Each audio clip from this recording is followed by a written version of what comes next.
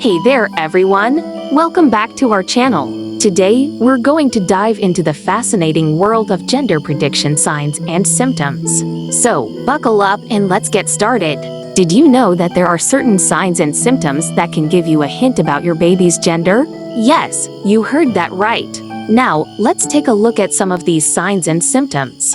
First up, we have morning sickness. If you're experiencing severe morning sickness, especially in the first trimester, there's a good chance you're carrying a boy. However, if your morning sickness is mild and more of an all-day sickness, it's likely you're carrying a girl. Next, let's talk about cravings.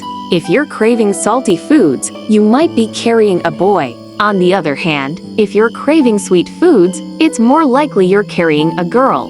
Now, let's move on to the carrying position. If you're carrying low and to the front, you're probably carrying a boy. But if you're carrying high and to the back, you're more likely to be carrying a girl.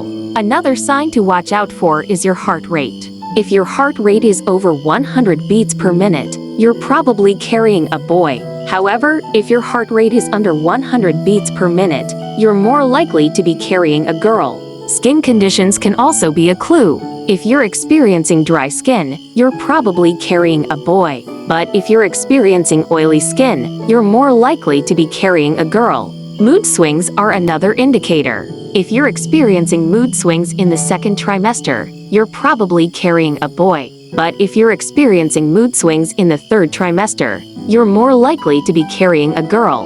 Lastly, let's talk about the mother's age and birth order. If you're older and this is your first child, you're more likely to be carrying a boy. But if you're younger and this is your second child, you're more likely to be carrying a girl. Now, remember, these are just signs and symptoms, and they're not foolproof.